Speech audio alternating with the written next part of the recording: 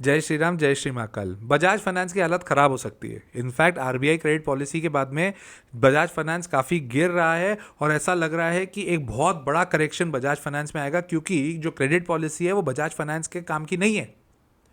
ये सब बेतुकी की बातें।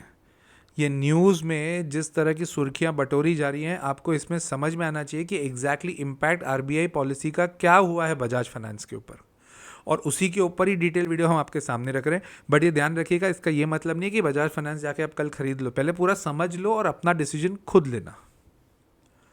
और इस तरह के जब मैं वीडियो बनाता हूं तो आपको पता है कि मैं उसको कुछ चैप्टर्स में कवर करता हूं, तो इसको मैंने 4 चैप्टर्स में कवर किया है। सबसे पहले एग्जैक्टली क्या हुआ है क्रेडिट पॉलिसी में।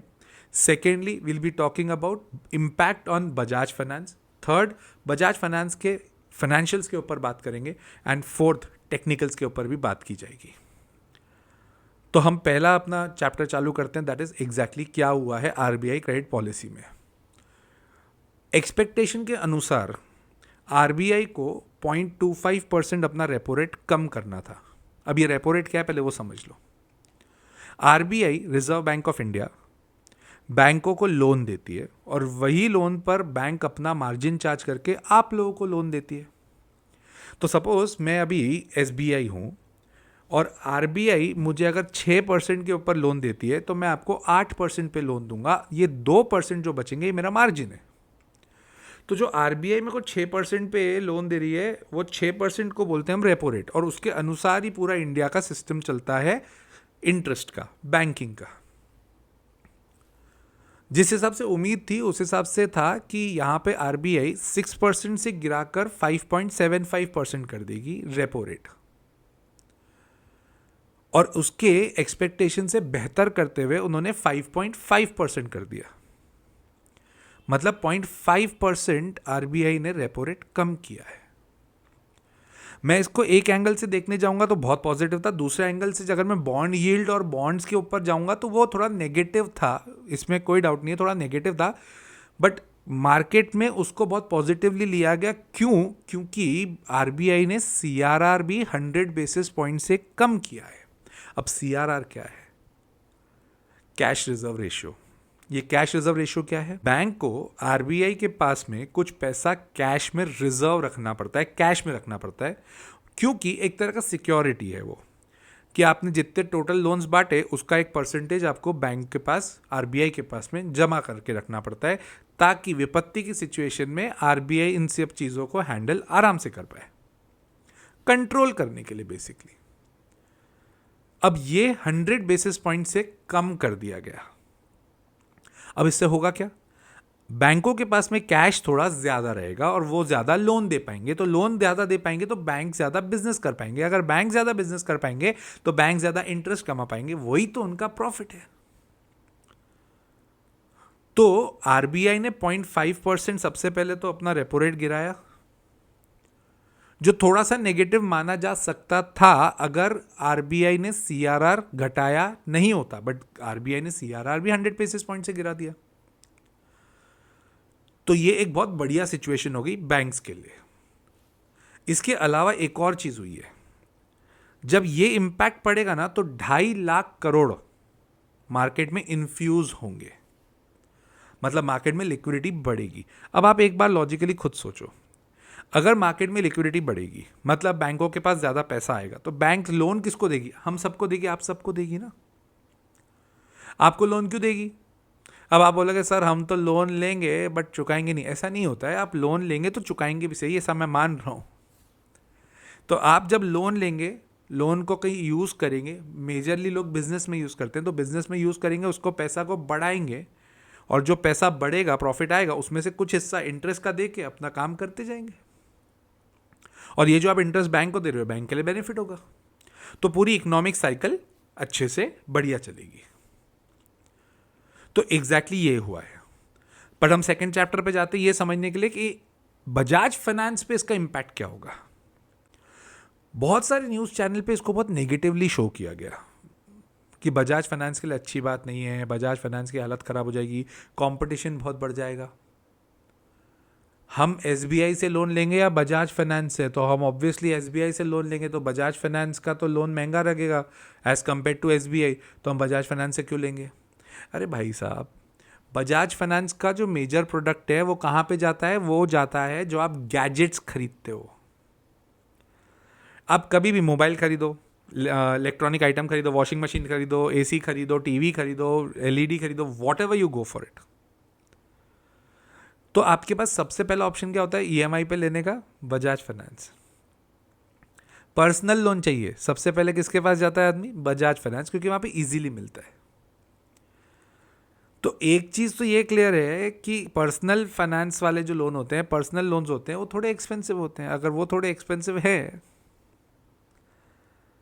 तो बजाज फाइनेंस को तो अब जो पैसा मिलेगा वो तो सस्ते में मिलेगा ना, क्योंकि बजाज फाइनेंस को आरबीआई डायरेक्टली लोन थोड़ी देगी।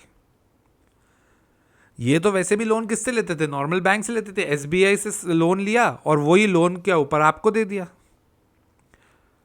मतलब आरबीआई लोन दे रही है एसबीआई को, और आरबीआई जो ब्याज ले रही है उसको बोलते हैं रेपो रेट। एसबीआई कुछ हद तक लोन देती है बजाज फाइनेंस को, और वो जो आता है रेपो रेट के ऊपर थोड़ा सा मार्जिन जोड़ते हैं, बहुत ज़्यादा नहीं। वो वाला मार्जिन जोड़ने के बाद वही बजाज फाइनेंस लोन आपको देता है थोड़े महंगे रेट पर, जो बजाज फाइनेंस कमाता है। अब जब आरबीआई से सस्ता होगा तो एसबीआई बजाज को भी सस्ता देगी। बजाज आपका थोड़ा कम कर सकता है, but at the and Bajaj charge करता है भाई। पर्सनल लोन है, गैजेट्स के ऊपर लोन है, इलेक्ट्रॉनिक आइटम्स के ऊपर लोन है। तो मुझे तो नहीं लगता कि इसका बहुत ज़्यादा नेगेटिव इम्पैक्ट बजाज फाइनेंस पे होगा। इनफैक्ट मेरे को तो पॉजिटिव लग रहा है। अब 2 मिनट सोचो, अगर आपको लोन सस्ता मिलेगा, आईफोन लिया आपने 1.25 लाख का, अगर वो और सस्ते ब्याज पे मिल जाए तो नहीं लेंगे?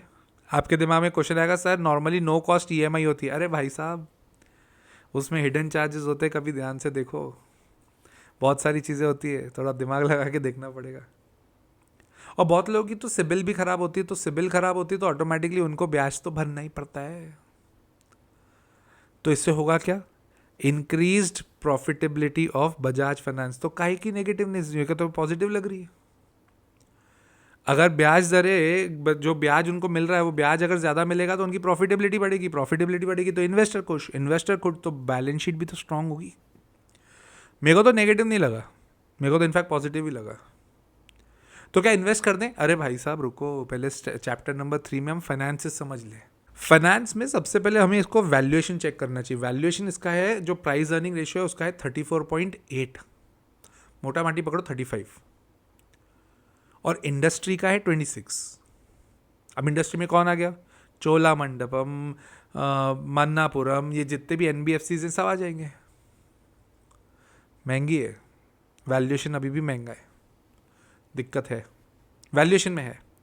अगर आप रेवेन्यू की बात करूं तो अभी मार्च 25 क्वार्टर कंप्लीट हुआ है, मैं उसको मार्च 24 क्वार्टर से कंपेयर करता हूं, तो रेवेन्यू 25% से बढ़ा है, विच इज़ गुड, अच्छी बात है।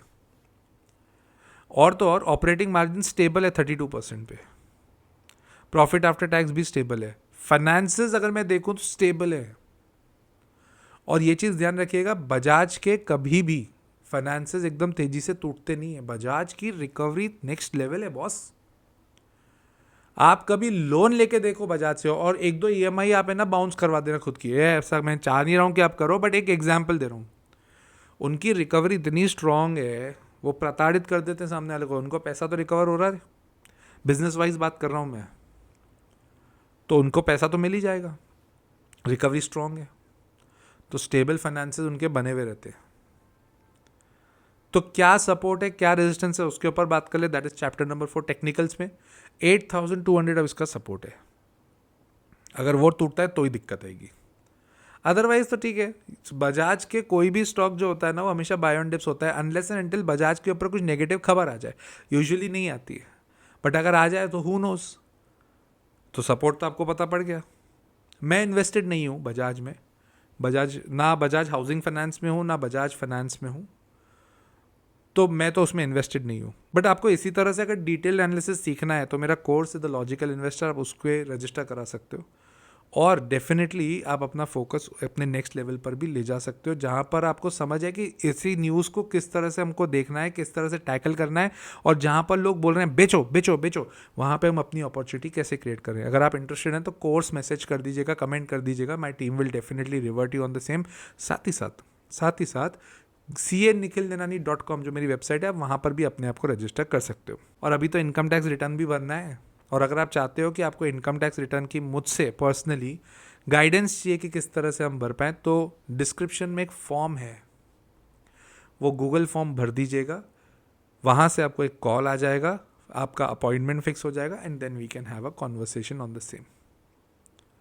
और अगर आपको मेरा कंटेंट अच्छा लगता है तो लाइक कर दो यार, वीडियो सब्सक्राइब कर दो चैनल, और शेयर करो ना अपने दोस्तों के साथ। इतना डिटेल इन डेप्थ कॉन्सेप्ट में आपको समझाता हूँ, शेयर कर दिया करो। कमेंट भी कर दीजिएगा कौन सी कंपनी पे डिटेल वीडियो चाहिए, मैं ज़रूर बनाऊंगा जैसे ये भी बनाया। टिल देन, जय श्री राम, जय श्री मंगल।